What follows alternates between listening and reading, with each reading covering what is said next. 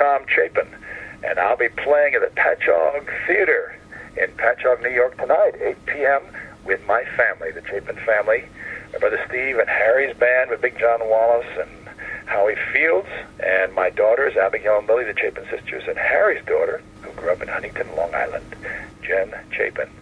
And we're talking to Rabbi Sol Solomon on Dave's Gone By on UNC Radio.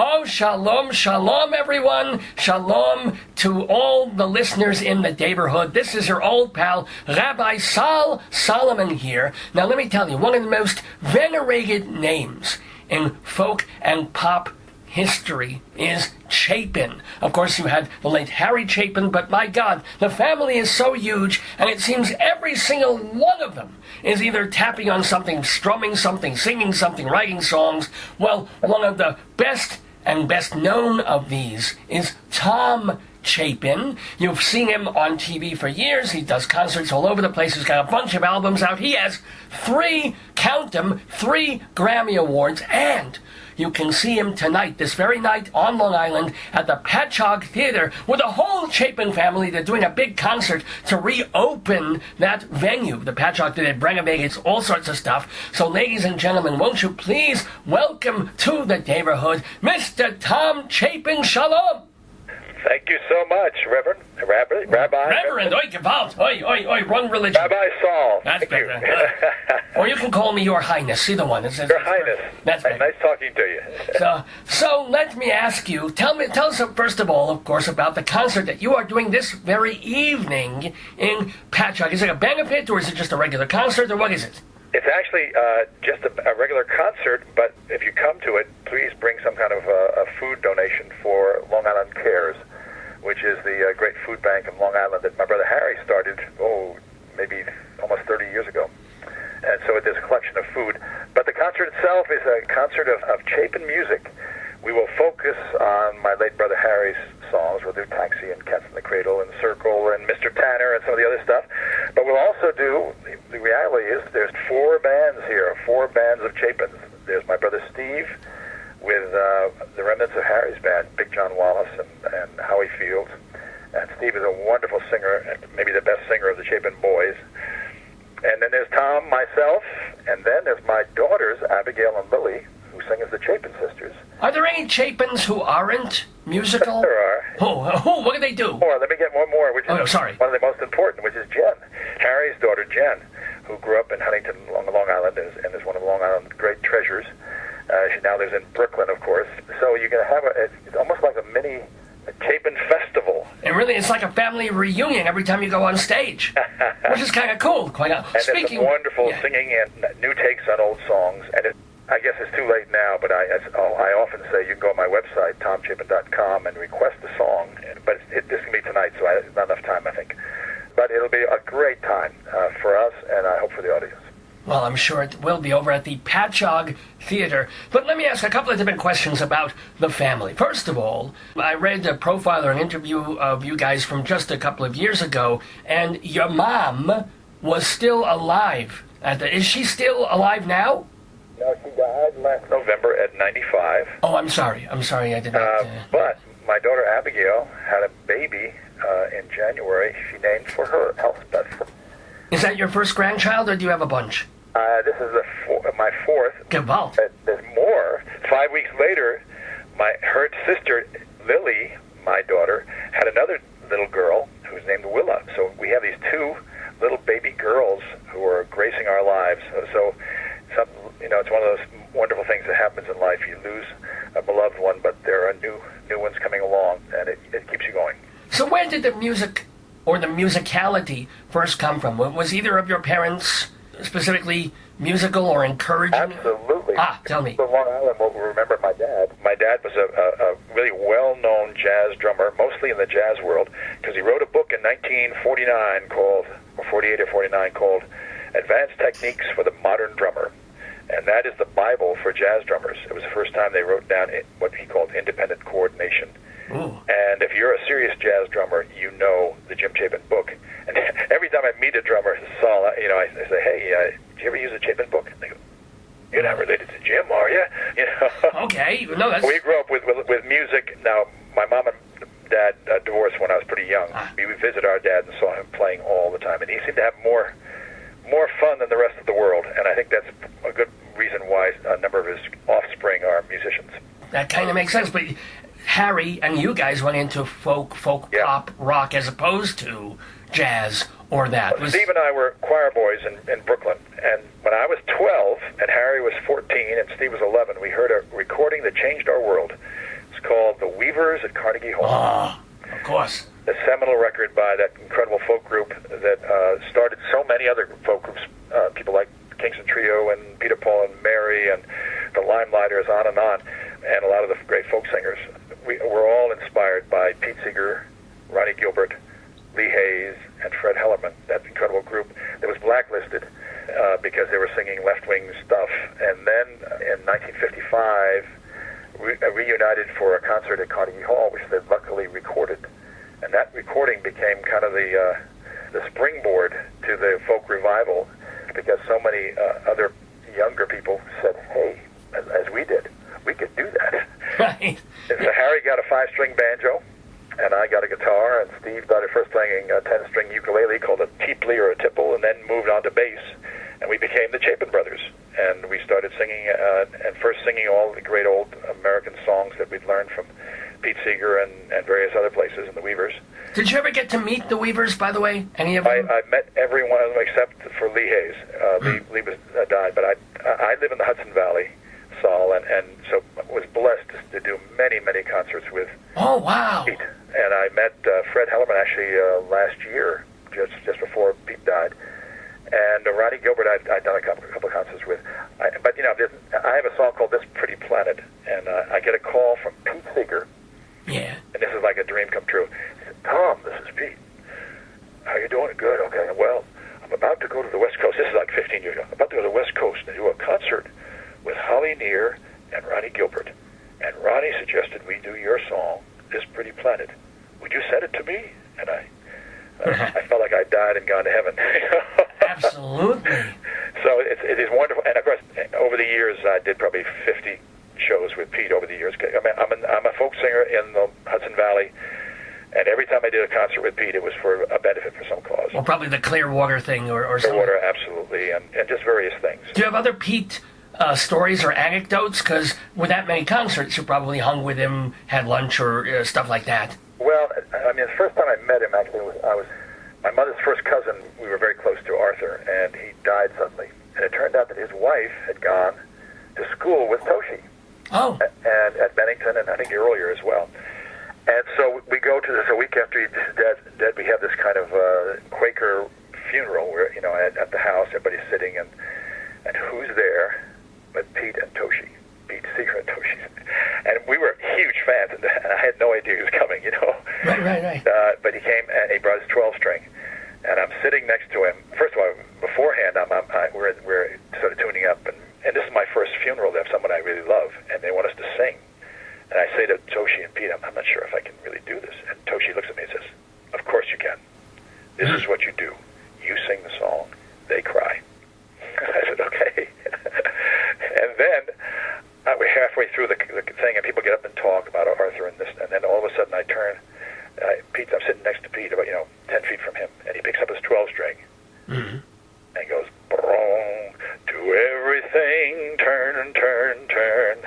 There is a season turned." And I said, as many times I've said in my life when I was working with him, this is the perfect song by the perfect guy at this moment.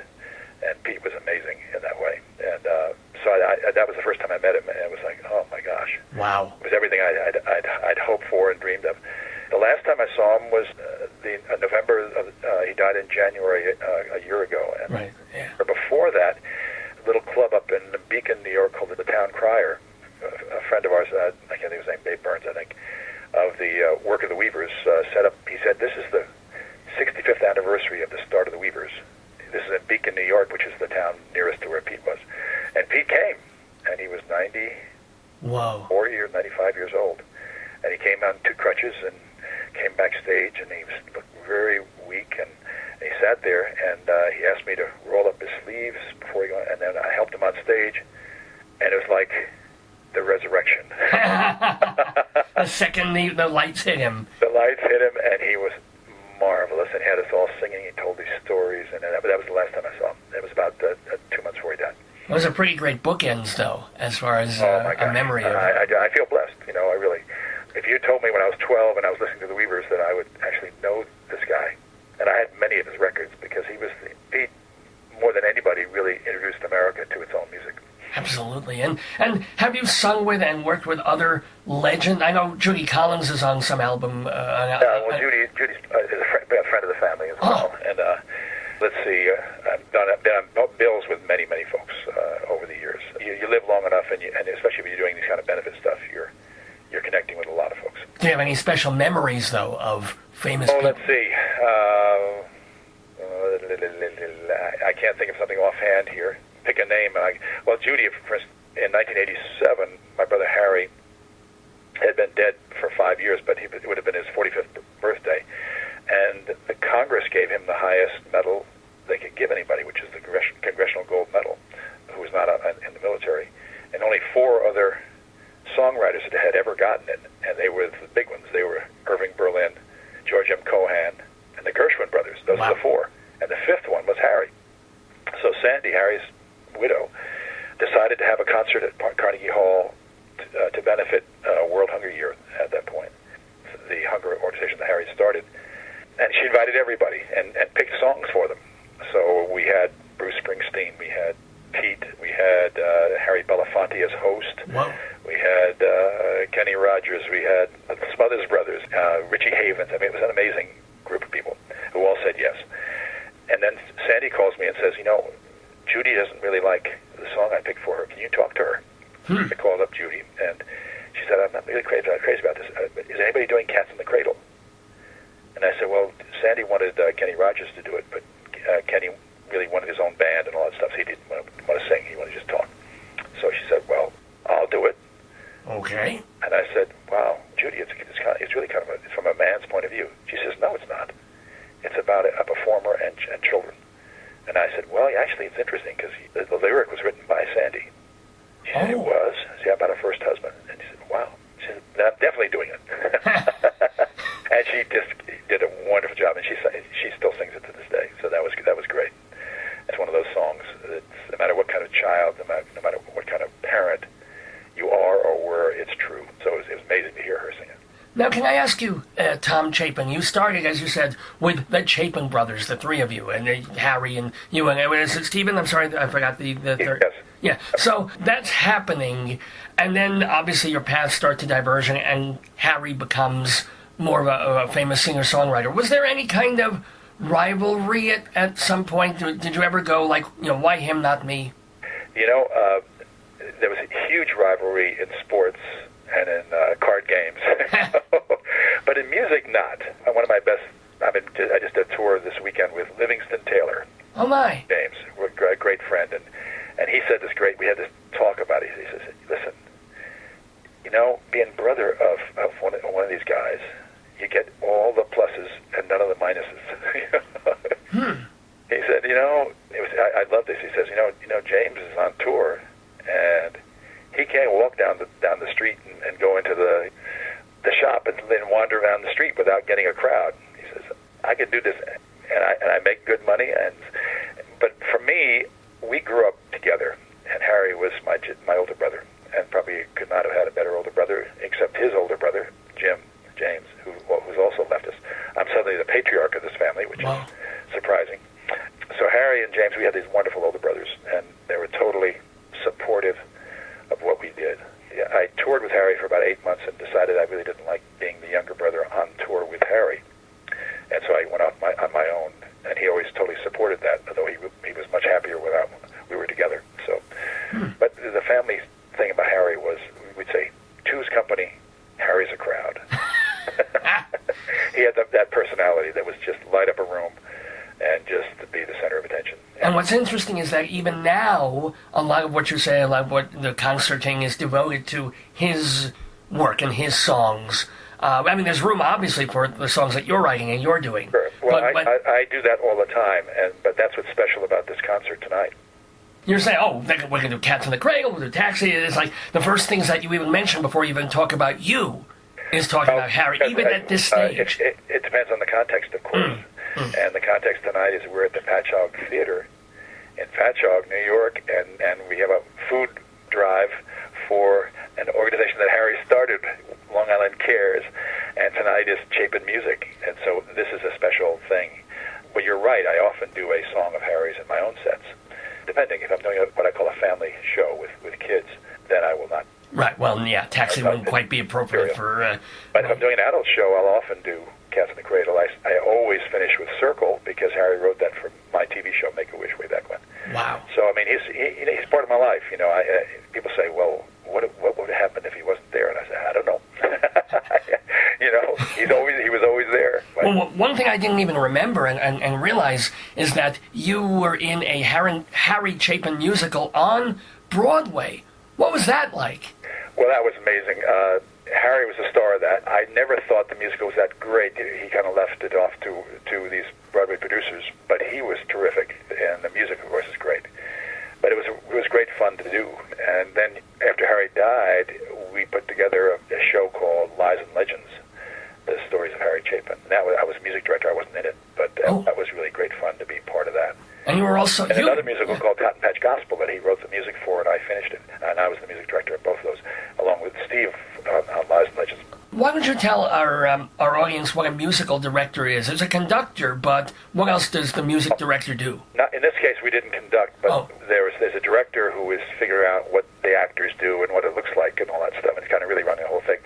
But we were the music directors, which means we kind of helped put the band together and the arrangements of the music. And Steve and I were steeped in Harry's stuff, so that we were the right, as my bass player says, we were the right tool for that job.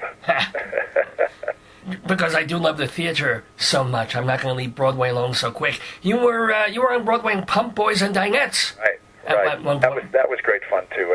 That was a lovely little musical where the actors were the musicians as well. There was 5 people. There were 3 Pump Boys who had a little a garage, and across the street was a diner, and they were the Dinettes. So the Pump Boys and Dinettes. And I stepped in, and with that, after there were 4, I guess it was 4 Pump Boys. It was piano, bass, acoustic guitar, and electric guitar. And I stepped in on the road doing it with 2 amazing Dinettes. One was Maria Muldaur. Oh, wow. One was Sean Colvin. Before she was famous. Of course, yeah. And then I came back to New York when that closed, and I got a call and said, listen, Loudon Wainwright is leaving in the Broadway show. Do you want to step in? Sure. And I said, sure. I had 2 little kids. Abigail and Lily were toddlers at that point, and I lived in Brooklyn, so it meant I could work at home for 6 months, which was just great. Well, was that difficult being a father and having a family and a wife? I mean, that 6 months, you could stay put with the family. But was it tough? Right. Being a family man, especially a music career like yours, depends on being able to get on a plane and a bus and a tour and a thing. Was it difficult? Well, that's the Cats in the Cradle. Right, yeah. And on my new album, 70, I have a song called Guitar Child. And folks like me do not retire, we just reload. Huh. And that's what I do. But it's not like the Rolling Stones or James Taylor or something where you go on tour and you do it for 4 months and you never see home. A much lower level, so it's usually weekends, you know. Oh, so yeah, that's home perfect. Monday, Tuesday, Wednesday, Thursday, then leave Friday morning and come back either Sunday night or Monday morning.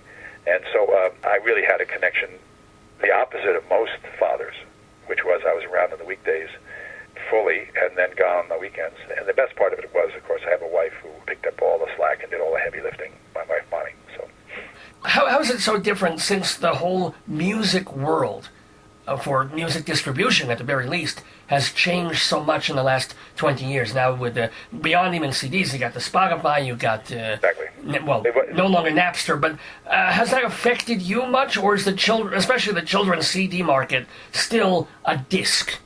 You can't make money on your recordings anymore unless you're unless you're Taylor Swift or somebody.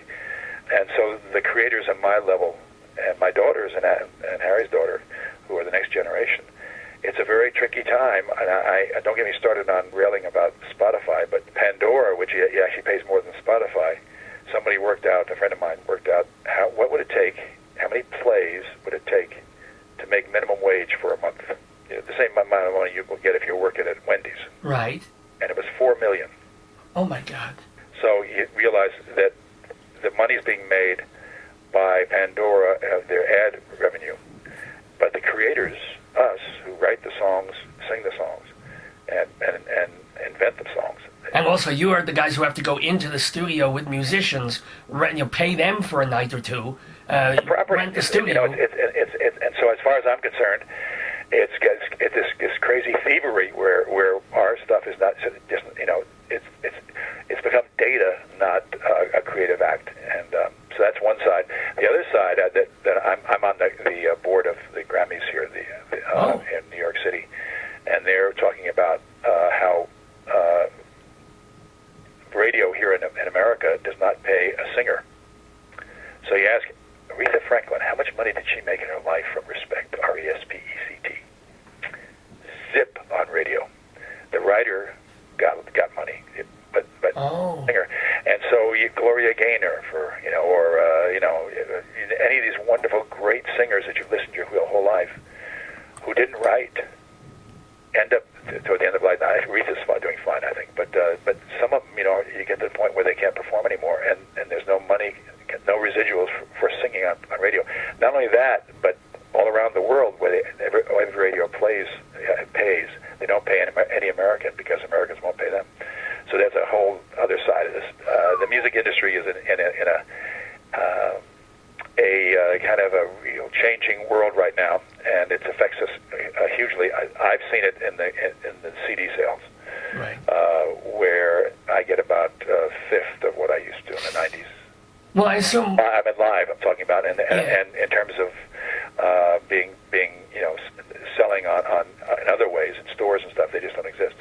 Well, yeah, I mean, I assume, like so many artists, when you do a concert after, well, maybe not tonight, but when the concert's over, you're at a table signing. I will be there tonight. You are going to do that. So, yeah, so people can buy a CD from you guys directly, and you get, like, I don't know, $15, $20. Well, you get $15 minus whatever the venue takes, which might be 20 or 25% or something. Fair enough. But yeah. Pay for it, but still, you're making, say I'm making $10 per CD. Yeah, you're not making 30 cents, right?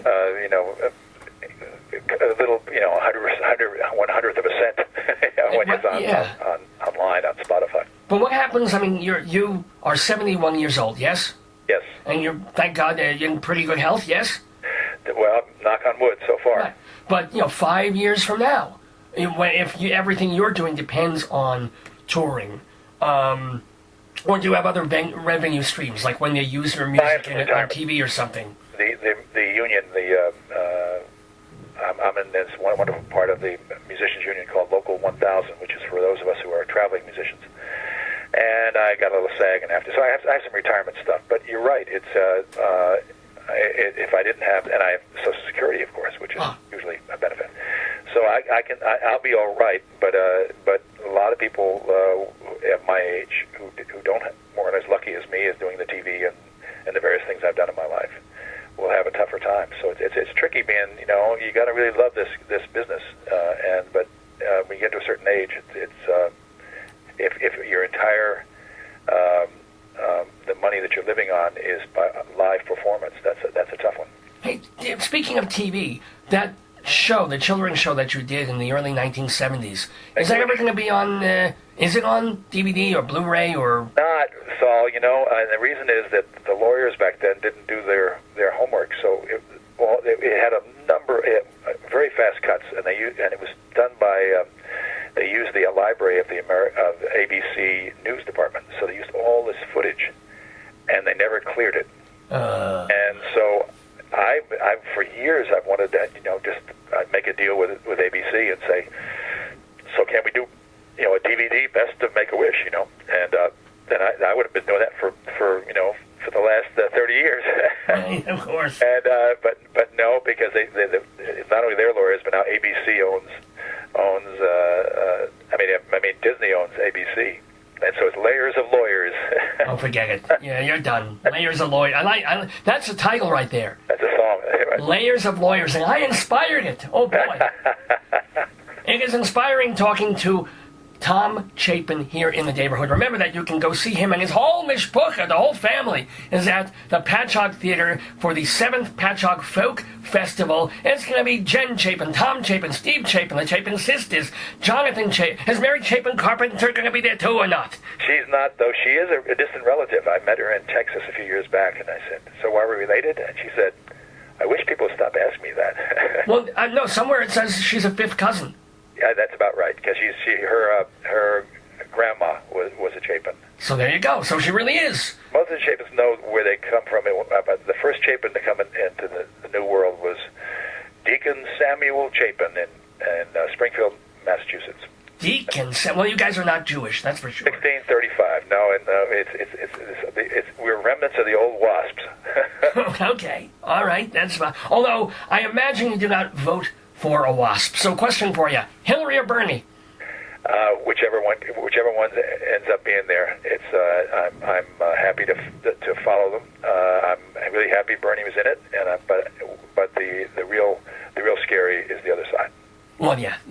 I think a lot of us. Speaking of scary, also, since you are a person for causes and you're doing the food bank, what was it, Food Cares? What was it called? Long Island Cares. Sorry, pardon me. One of your other issues that you've been very strong about is something that affects my friend Dave, who hosts this radio program. He lives in Colorado, northern Colorado, and there's a lot of fracking. Oh boy.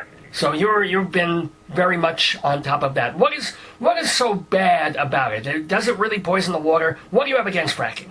Well, there's lots of stuff. I went and visited Dimock, Pennsylvania, with that little northern corner of Pennsylvania, and it was astonishing to watch what had happened, not just to the land, because they pour and pump incredible chemicals, which they've set it up, they don't have to even tell you what they're pumping down there, but it ruined the water for the whole neighborhood. And not only that, but it ruined the neighborhood itself in a personal way, because some people took money from the fracking companies, and then across the street people refused to do it. They didn't want it to happen, and now those people don't talk to each other back and forth. Well, that has happened here as well. Farmers, like a guarded, like a war zone, and then they can't sell their property anymore. Their property's value is just crumbled because nobody wants to move into some place where you have to pump in the water. You have to bring your own water, and it's poisonous, and it's just an astonishing thing. I just find that as I get older, you don't really care what the big companies are making this quarter. You care about what the world's going to look like for your grandchildren. And let me tell you, fracking is one of the really awful things. Not to mention that the whole thing, methane that they brings up, hurts global warming. You're pumping out this awful stuff. So anyway, I'm totally against it. The fact that here in New York, Governor Cuomo banned it, I was like, thank you. Well, where's there room to frack in New York? You have to buy a vacant lot somewhere in East New York. You haven't been in New York, upstate, man. All across, we have the largest national park in the country. Oh. And the first great national park. Upstate New York is and it's all shale country, That same shale thing that Pennsylvania is fracking, it comes right up to New York. It just follows it. So there's plenty. But I'm just thrilled about it, and I hope that other people follow.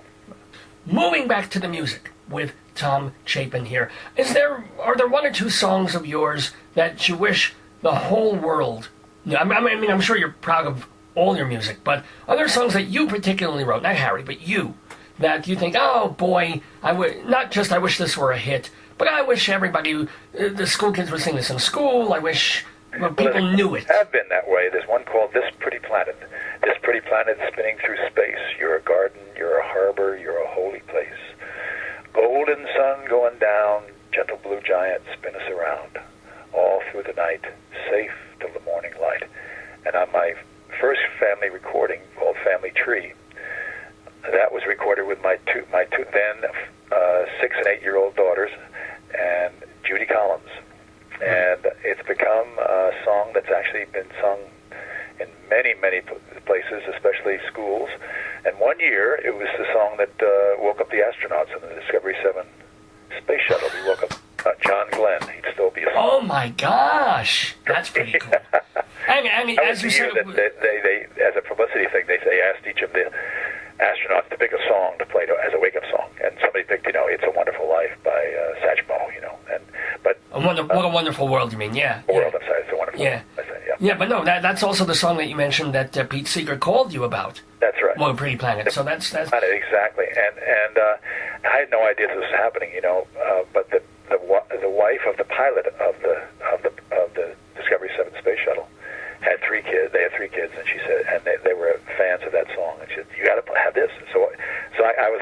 It happened on a Sunday morning, and I'm flying back that evening, and I get home, and my phone message machine is totally full, and people say, "Did you hear that? Did you hear it?" That is fantastic. That must have been one of the best days of your life, I'll bet. That's very cool. And later on, one of my fans said, "Well, I know John Glenn. You want me to get a picture?" So on my website, you can find a picture of John Glenn in full regalia saying, "Thanks for the wake-up call." That is cool. Now let's go, though, to another. What's a song that doesn't have that level of knowledge? Well, like something that you wish were as well-known and used as What a Pretty Planet. Oh, it's hard to pick. I mean, I have 24 CDs now, Sol, and the newest one, 70, has got, let's see, well, there's a fracking song on that. There's another one called "You Can't Spell Smart Without Art. You Can't Spell Smart Without Art. All the testing will tell you it's there on the chart that you can't spell smart without art." About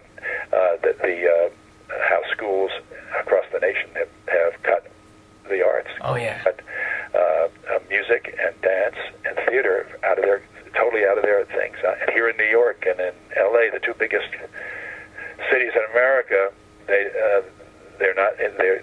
Most schools that just don't have the arts, and I'm saying, what a ridiculous thing it is. Story I tell is the turning of the millennium, January 1st of 2000, 1,000 years, and PBS had this. My wife was ill that day. She never gets sick, but she was lying in bed, so she just turned on PBS and watched the millennium turn across the world. They went from hour to hour across the world, in the Pacific, and then across and every place, every country, did music, dance, and art. That's how humans, converse. That's how we celebrate. That's how we talk to each other. That's what moves us. Well, yeah, I mean, you don't want to put on the TV and watch a bunch of Asian people doing math problems. Exactly. Or the businessmen saying, "This is what we did this year." That. No, it was how do you deal with the big issues, the big stuff? It's the arts, and what really makes us human is that. Music. I bet there was music before there was language. I wouldn't. Well, there'd be the beat. Yeah. Yeah, it's like, "Run away, there's a tiger, run away." That sort of thing. Boom, boom, boom, boom, boom, boom. Yeah.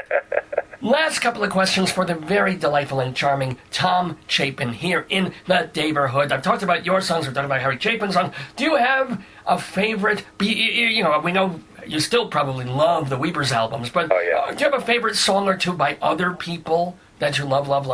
I'm doing a song recently on my auto harp by Bruce Springsteen called "My Hometown." Oh, yeah. That was from the big album. That was from Born in the USA, the album. About, a kid sitting on his daddy's lap driving through town, and then you turn around by the end, I'm 35, I got a kid of my own now, and me and my wife are thinking about moving out because they closed the factories down. And that's always a really moving song to me. Let's see. My daughters just wrote a song.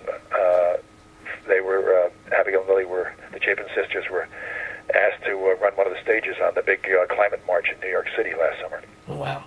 And Abigail said, "Well, we knew all these great old protest songs. We thought we ought to write one." And they wrote a song called "We Will Not Stop Singing."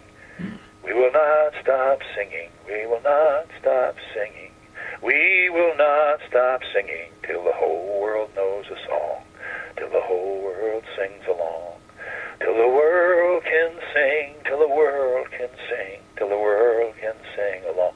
We will not. It's a zipper song, a la Pete Seeger and Woody Guthrie. It goes, "We will We will not stop praying. We will not stop shouting. We will not stop, So we'll not stop voting, Right, yeah. And it's one of those zipper songs, and every time I sing it, I get really emotional. I've never heard that phrase used, that description, a zipper. So I'm guessing what it means because of the way you just described it, but I've never heard that term. Zipper meaning you load in a little bit of a different part of the line, but the rest is the same. What does it mean? Absolutely. It means that once you learn a verse, you know the whole song, because then you can just... and Pete and Woody started doing that when they were traveling around and singing at union rallies and various things during the 30s.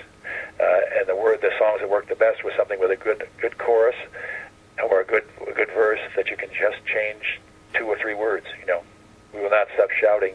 That's the same thing. We will not stop singing. We will not stop shouting. Well, please, I'm an old angry Jew. I will never stop shouting. Believe me. Now, one other thing that we do on this radio program that Dave, the host and producer, does almost every week, he does something called a wretched pun of destiny, where they make a really horrible, terrible play on words. But you're kind of a champ on this. One of your albums is called "Give Peas a Chance." Really? And then Billy the Squid. Is there a special place in hell for people who make puns? Honestly. Either that or a special place that I guess I think puns are, you have to use them at the right time. They can get really... Well, yeah, in Brussels it would not be probably the best moment. Oh, that's exactly right. And sometimes, when it's a really emotional moment, that's not a time for a pun. But there's a great delight in word games. And so Give Peas a Chance is about, that whole album is about good food on the green earth. Mm. And there's songs like Locally Grown and Farmers Market Good and the junk food pyramid and a bunch of stuff. And that's one of my family recordings, actually. And Billy the Squid was, well, that's a song that my friend John Forster and I came up with. We were trying to come up with actually a song about an undersea song for kids, Oh. And John mentioned, how about, and he was just fooling around. He goes, Billy the Squid went, whoa, and Calamity Jane. Oh, God. Oh, there goes my lunch. Hey, white Calamity. The song is great. It's like a Western tune, and it even has the doo-doo-doo, like one of those fistful of dollars things in the middle of it. Yeah. And in the sagas of undersea outlaws and the great soggy deeds that they did, the saltiest beef to come down the reef was the outlaw named Billy the Squid. Yeah. From the Grand Banks he'd steal sand dollars and escape on his seahorse named Sid. He took from the shellfish and gave to the shellfish, did big-hearted Billy the Squid. Yahoo! That's actually way cool. I love the stealing the sand dollars. That's clever. That's good. I have this wonderful collaboration with a number of writers, and one is John Forster, a great theater writer, and my band guys, Michael Mark and John Colbert, and then Phil Goldston and John McCutcheon. I've written a lot with, and Seidenman and some other folks. I've decided that music to me has always been a collaborative event from the point. At the very beginning, when I was singing with my brothers, actually before that, when I was singing in the choir. Yeah, no, it's just with that Billy the Squid. The one problem with the song is that all the guitars are out of tuna. I'm sorry about that. Very, very, very sad. Well, we've had a hell of a time. Halibut time. Enough. With the marvelous Tom Chapin. There's no reason for you not to go tonight to the Patchogue Theater to see the Patchogue Folk Festival with Tom, his brother Steve. Jen is your... Wait, Jen is the niece, all right? You got Abigail and Lily. My daughters. Who are you what? Sorry, your daughters, yes. Jonathan, who's Jonathan? Jonathan is Steve's son, and then Big John Wallace, the high voice in Taxi and the low voice in Mr. Tanner, and Howard Fields, who was the original drummer for Harry, the only drummer for Harry, and maybe Clark Wallace, John's son, and the great Jamie Foxx, who plays with Jen, who's a wonderful jazz guitarist. So it'll be an amazing evening of music and fun and stories, and really looking forward to it. And if you come, remember to bring some food for Long Island Cares. Oh, that's right. You can bring cans or anything else, or It's non-perishable. non-perishable food for Long Island Cares. They charity set up by the person we're talking to, Tom Chapin. I wish you a great concert. By my brother Harry. Actually, he and you've taken that on. Yeah. Hey, actually, also one other bit of confusion, because I always confused Long Island Cares with Hungerthon, because you always seem to be involved in that. Was Hungerthon just the radio thing? Let me explain it to you. So, Hungerthon is really the World Hunger Year, which is now World Why Hunger. It's the other organization that Harry founded, Why Hunger. But Long Island Cares is very specifically a food bank in New Jersey. In Long Island. Long Island, okay. And that feeds an enormous number of people every year. It's been an amazing and strong, wonderful organization. Long Island Cares is the food bank. Why Hunger deals with the helping hungry people get in touch with food and helping them towards self-reliance. Thank you for explaining that, because I remember hearing radio in the 1970s, and they were talking more about it was called Hungerthon back then, and was the full day fundraising, our big fundraiser for Why Hunger. Got it. Well, the fundraiser, though, tonight, it partially is for Long Island Cares, which Harry Chapin founded, which Tom Chapin is still preserving his music and his voice and the songs of himself and his brothers and his whole family. So go, please see them tonight at the Patchogue Theater. For more information, visit TomChapin.com. That's also the place to get a bunch of his albums, like his newest record, 70, which is on Sundance Music, his own label, and all the children's records, and a whole bunch more. Tom Chapin, it's been absolutely charming and lovely to have you in the neighborhood. Best of luck in your music and your career and your life. Likewise. Thanks so much, Saul. Shalom to you. Shalom.